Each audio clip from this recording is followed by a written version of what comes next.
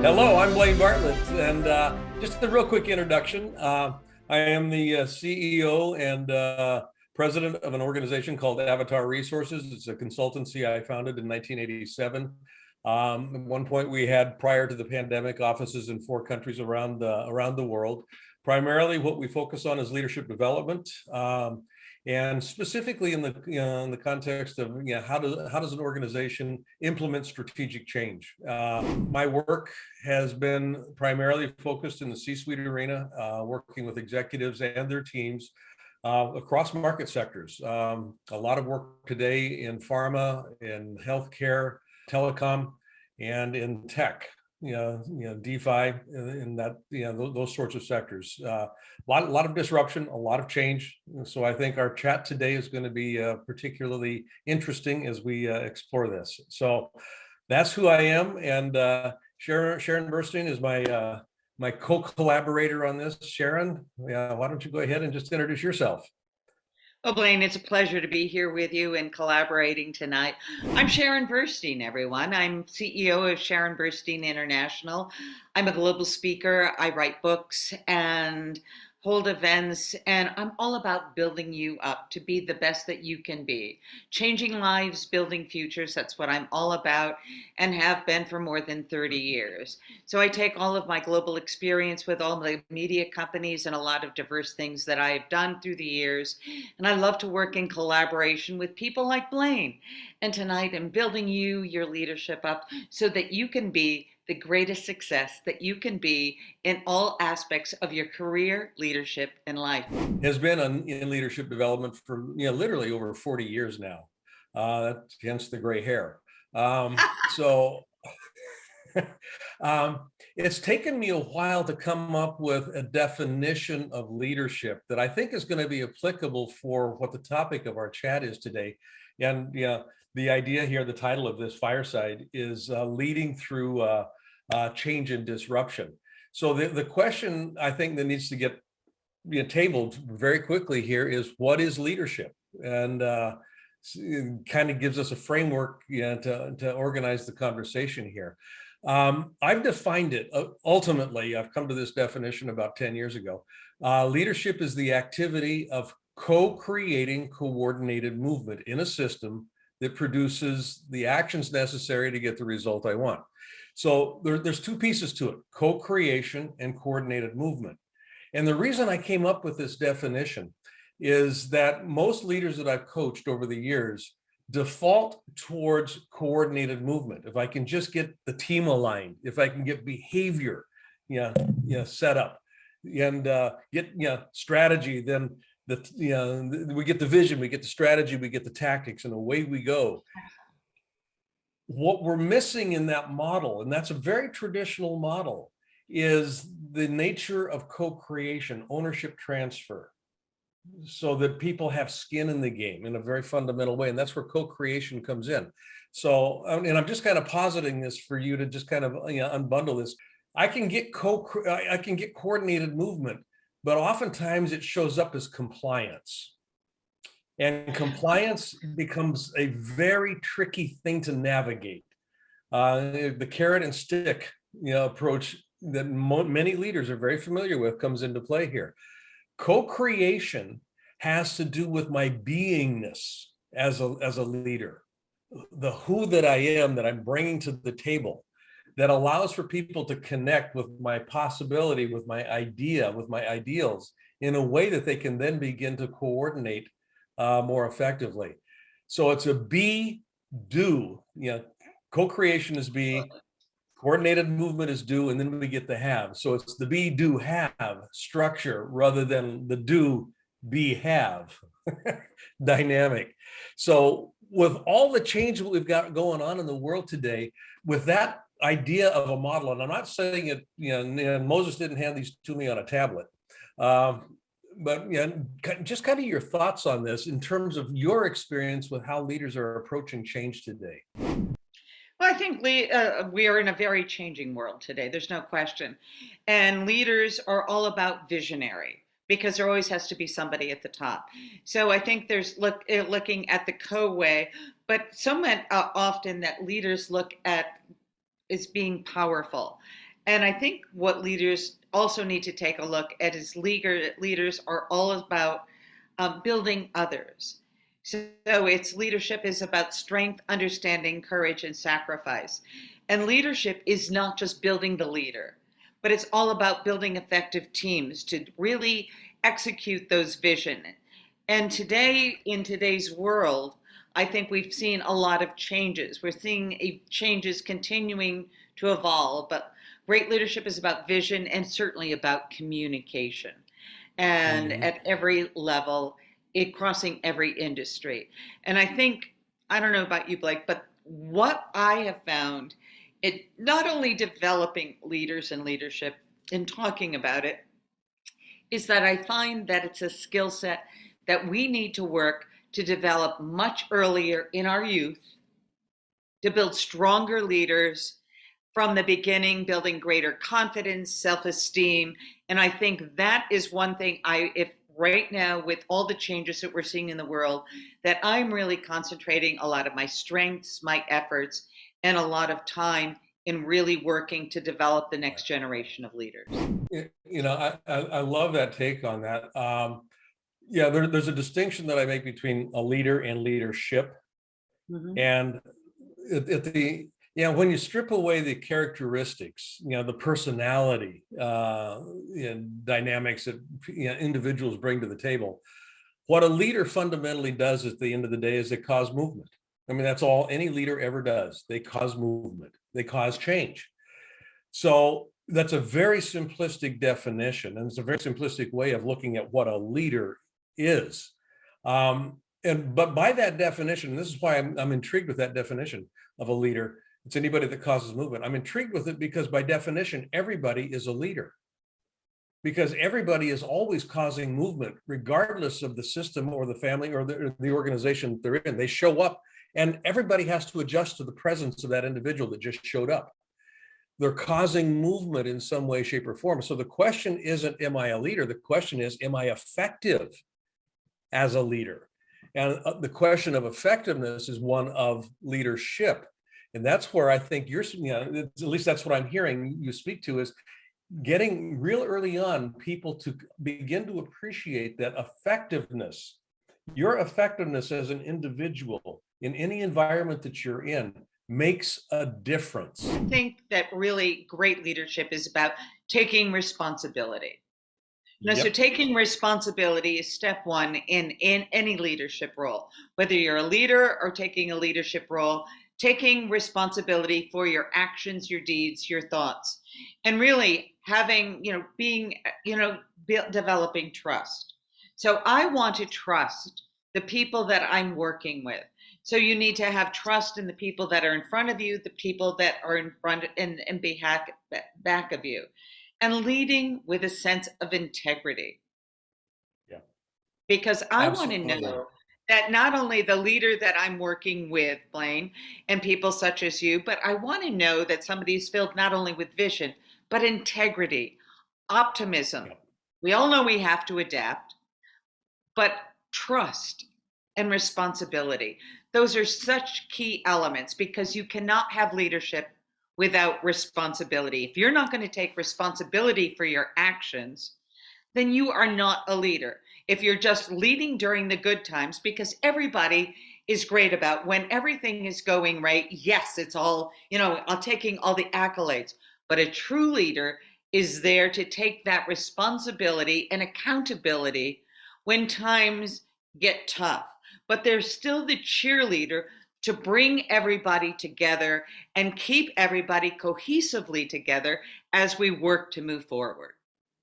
Yeah, I love that. To the point that you're making, courage, responsibility, possibility. There's these things that are just present and with no guarantee of success. If you're looking at leading through change and disruption, I can't think of a better exemplar of that in today's world than what's going on in Ukraine right now. I can't agree with you more. But it's all about building effective teams and really coming together, because I can't speak enough, because leadership is all about teamwork and making everybody feel a part of it. It's not a me, it's not a my, it's a we. We're in this together. So leadership is all about building people up, because Yeah. no leader in any industry can do it all themselves. No company can build a company and a success on their own. They may be at the helm. It was their vision. I don't care if it's one vision, multi layers, crossing decades, centuries. It starts with somebody. Somebody has to have the dream and the vision. Yeah. And then you have to have other people that you develop and bring up through, and you bring in experts in the different fields to make that vision real, to give it substance and a reality. But it takes everyone.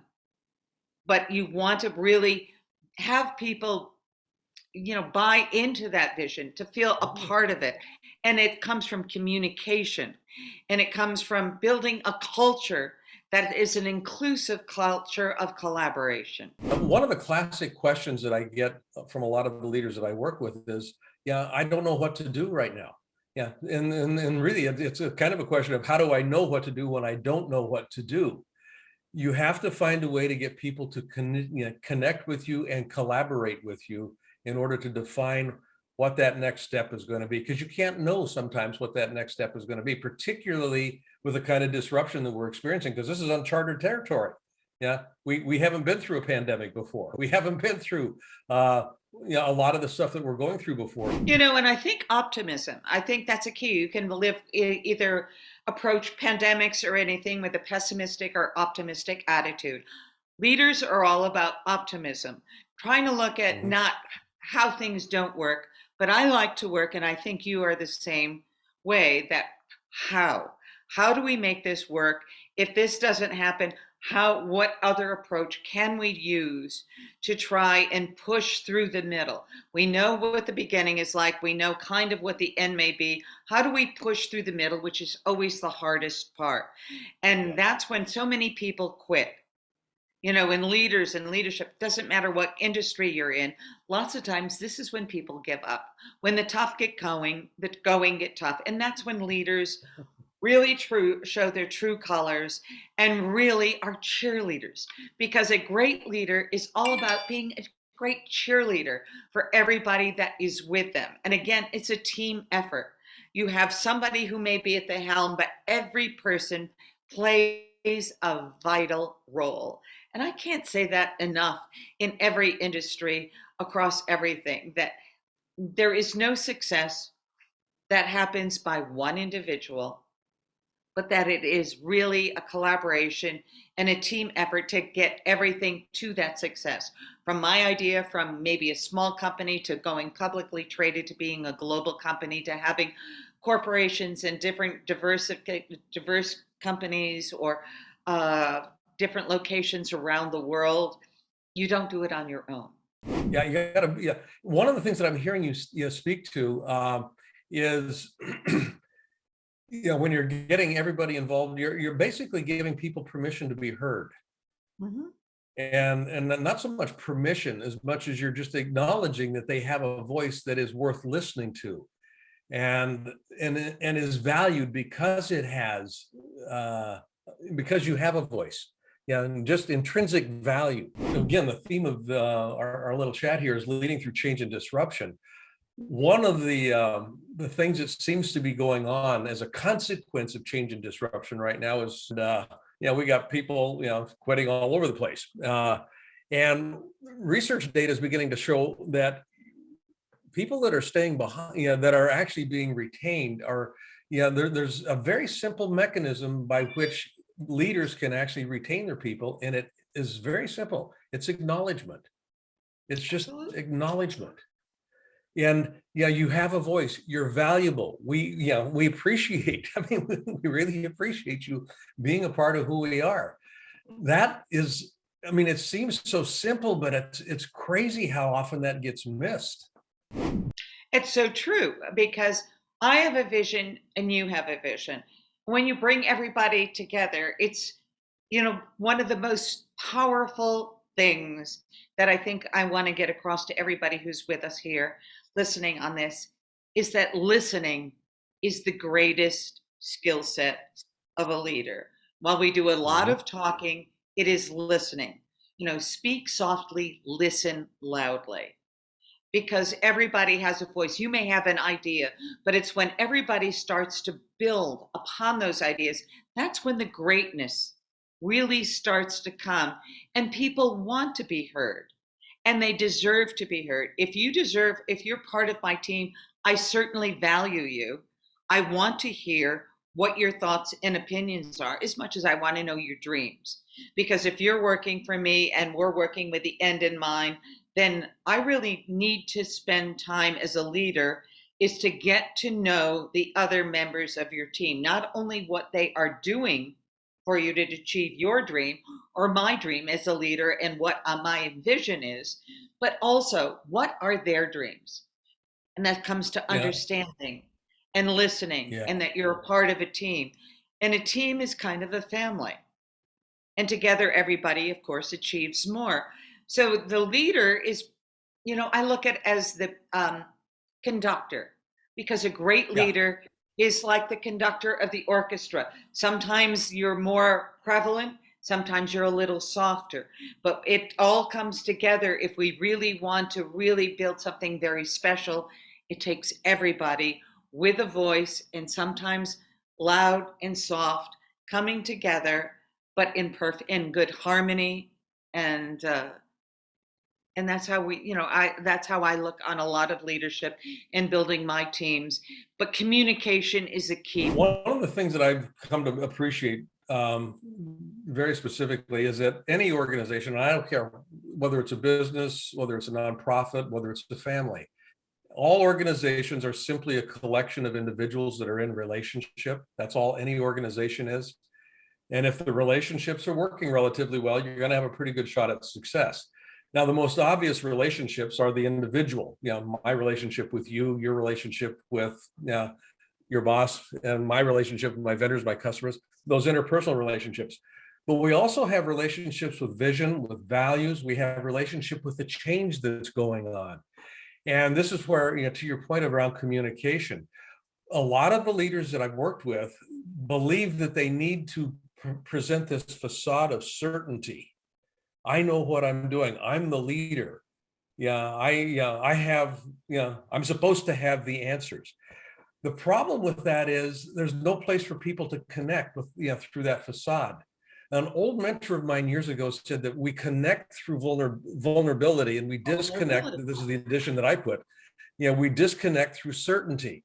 So in times of disruption, I have to be vulnerable enough to allow people to connect with me so that together we can move through this, this trough that we find ourselves, diving into at this point in time. And at that point in time, we've got something that we can actually gel around. I agree. Vulnerability, and sometimes people have looked traditionally or historically sometimes on vulnerability as a sign of weakness. I look at vulnerability as a sign of being human. And, you want the leader to stay, be focused and not be full of despair and running away, but saying, okay, we are here in a challenge. These are some ideas, but, we really need to think this. I value you. I value your opinions. And we all need to dig deep because we all want to reach success. The question is, how do we do it?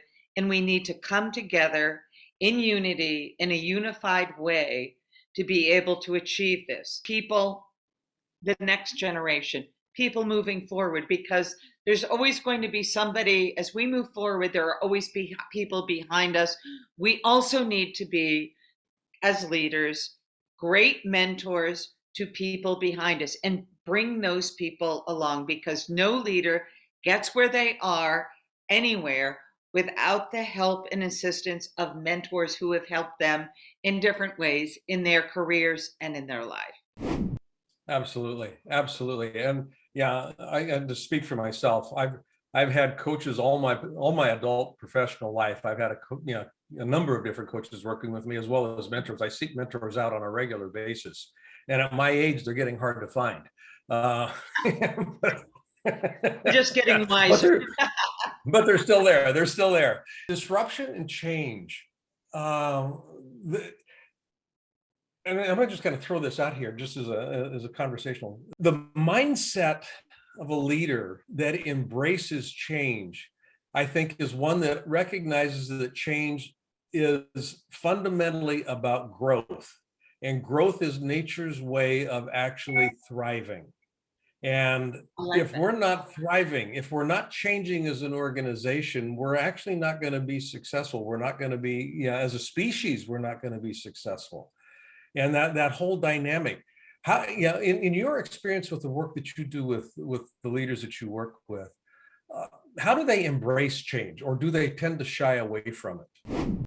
Well, you have to embrace change because life is organic. It's always moving. So if you're standing still, you're actually moving backward. Mm-hmm. So you really have to really take that, and change is a challenge for what's possible. And you can't get better unless you're willing to step up, stand out, to break through. And again, people have great ideas, but how many often do people give up in the middle? Everybody loves to cross the finish line, and everybody loves to champion what's going on, but it's the middle part that gets tough. Yeah. Are you willing to stay the course, to stay on? But you know what, Blaine? Life is a great adventure. For me, I'm always looking at new things. What can I do that's different? And I just think that that's great. I can't imagine life that if I were doing little on an assembly line, putting widgets on gadgets, or just inputting information. I mean, that is so not me. And I think the thing is, that I'm trying to instill with youth and everybody is try, step up and try, because you will never know how amazing you can be unless you try. And what's the worst that's going to happen? If you fail, failure is not the worst thing. Failure is an actual learning experience, and we all fail. We've all heard the word no. And failure is a way to say, okay, that didn't work, but how? And again, that word, how do we make changes to move it forward? Yep. Yeah. So it's just a question of fine tuning. And it's calibrating, bringing yourself back into an alignment. It's the disruption to existing relationships that change causes. And people get really disoriented when those relationships get twisted upside down. And there seems to be two questions that people hold in their mind: who am I and where do I belong? And those are relationship questions or identity questions. And when change happens, those two questions, who am I and where do I belong, get challenged. And it takes people, a time to kind of reorient themselves. And the leader's role in change is to allow time for that recalibration to occur. And I think it's listening to your inner voice, not listening to the exterior voices around you, which sometimes can be impediments. I like to talk about thinking of the wonder of life like a 5-year-old. And I talk about, whatever happened to your sense of wonder? Did you ever wonder where your sense of wonder went? You never know, things that, computers didn't exist. What exists today, tomorrow didn't exist today. And we are in such an ever-changing world. It's not standing still. It's going quicker and quicker, and as we look at each passing generation, but now technology, who can keep up? It's a whirlwind, and you just wonder, and it's like, you never know. And I try to talk about with kids, one of my favorite questions when I'm speaking to kids are two things. It's, how old do you have to be a millionaire? Which gets kids thinking. And then I introduce them to kids who are like 10 and 12 who've thought of ideas and different things and have had mentors to help them move those types of things through. But always have that sense of wonder and creation, because everything around you, if you look around, whether it's lights, art, doesn't matter if it's furniture, it became with somebody's idea in somebody's dream. And if you can dream it and you can think it, you can do it and it can become real. Yes, is there going to be work? Yes, of course there's going to be work. Mhm. Is there going to be positive and negative? Of course there is. But find people to believe in you, but most of all, leaders, first of all, for every leader, you have to believe in you. And the other thing is to have confidence in the person that you are. Because if Yeah. you don't have confidence and believe in yourself, why should anybody else ever believe in you or what you're doing? That's an interesting point. Every one of us is an idea that is continuously being manifested. And if we look at it from that perspective, what's the idea that I want to nurture in the face of this change that I'm encountering today? What's the idea that I want my organization to live into or live from in while we traverse this uncharted territory? That confidence, and I think that confidence comes from an embracing of the fact that I'm simply an idea, and that idea is something that is tangible. It can actually manifest itself in very tangible ways. And navigating change, I have no control over what's going on outside of me. What I do have control of is the idea of who I am. And I can nurture it, I can curate it, I can work with it, and it has power. It has power to transform the experience, not only of myself, but also of the people that I'm working with.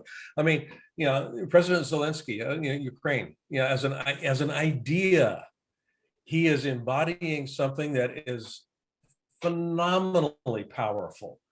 And I know in my heart of hearts that he questions himself periodically. He's going, who am I? How did I get here? I was an actor. And now I'm doing this. That kind of courage, that kind of integrity, that kind of allegiance to an idea, I think is phenomenal as a mechanism to transit change. Yeah, whether I'm successful in doing it or not isn't the question. Yeah, the fact that I'm willing to step into it and step up to it, I think, is the power. Absolutely. And I think you brought in a key word, and that's the courage to stand up, but you also have to take action. And being able to make decisions as a leader, as sometimes they're uncomfortable, sometimes they can be unpopular, but in times leaders have to make decisions because people are depending on it, they are looking at it. Certainly you are looking to do those things, and sometimes those decisions take an awful lot of courage, and we're seeing a lot in the Ukraine, and you're really taking a lot of responsibility, and it's really difficult, but it's a leader has to step up to make those tough decisions, not just the easy decisions and the ones that are going to make you the most popular. Sometimes it is the right decision, even if it is not the most popular. But change is about stepping up. It's stepping up and taking that responsibility, not walking away and say, okay, I'm done. Let me Yeah. out of here. You need people. That's when the leader steps up and says, okay, I'm here for us, I'm in it to win it, I'm here for you, we're in this together, we're gonna work it through, and we are living through an extraordinary situation that is holding all of our heartstrings and holding us breathless in countless ways. Right now my heart goes out, and I think, as I say that, I think most of all, leadership, Blaine, has to come from the heart, not just Yep. from your voice, but true leadership comes from the heart. Yeah. It strikes me, Sharon, as we start bringing this to a close, that, yeah, and I just want to acknowledge, I think, both of us for this. We've been talking about leadership, not management. Yeah. So leading through change is different than managing change. I don't know Absolutely. that you can manage change. You can manage people through the process of change, but you can't manage change. Change just is. The leadership piece, which is what we're speaking to. I love your ideas and the way that you frame it, and I love how you're looking at it. It's really powerful. The courage, the integrity that you speak about, and I think more than anything else, the importance of masterful communication Mhm. in the process of leading people through change. They need to hear things, and not just linguistically. They need to hear things from the heart. Yeah. Yeah. How do you show up as a leader? No, it's a whole person approach. There's no one approach for a leader. Having voices, you need to look at so many aspects with vision, integrity, optimism, adaptability. As we all know, that you need to be adaptable to change, take responsibility, and trust. Absolutely. So, Sharon, I know that we are coming to a close on this. Where can people find out more about what you're up to, your organization? Yeah, how can they get a hold of you if they've got information that they'd like to get from you? All of those sorts of typical things that we would usually bring a conversation like this to a close with. Absolutely. I'm a global speaker. I write books, as you know. I write for a lot of magazines. I have several signature events. Leadership Summit America, now in its 7th year. We do Uniquely You for women, the women's retreat.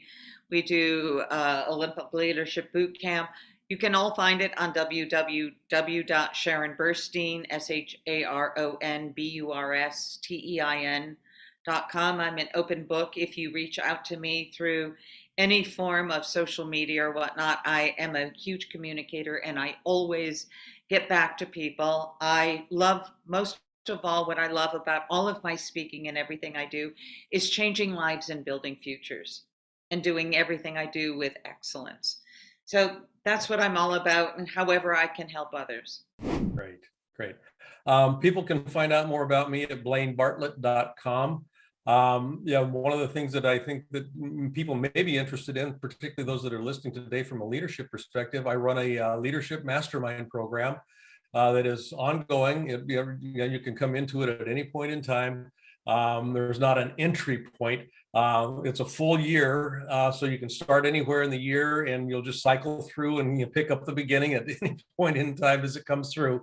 We've got people from all over the world in there, and they're all leaders that are doing exceptional things. And you can find out more about that on my website at blainebartlett.com. I'm also a keynote speaker. If you've got something going on that you'd like to have me speak at in one of your conferences, certainly I'm very open to having that occur. I speak all over the world, and I have absolutely loved this conversation. This is the kind of stuff that I get excited about. For me, the purpose of business is to uplift the experience of the possibility of people thriving on the planet. And if you're doing that well, you're going to be a pretty good business. And if you're doing that well, you're going to be a pretty good leader. So I want to just acknowledge DLC for allowing this fireside chat to occur. And Sharon, it's been a pleasure to meet you. This is the first time we've had an interaction, and I love this conversation. I look forward to spending a little bit more time with you, finding out just kind of how we might be able to support each other. I agree. I'm all about collaboration and doing things together, and leadership, whether same thing through our speaking.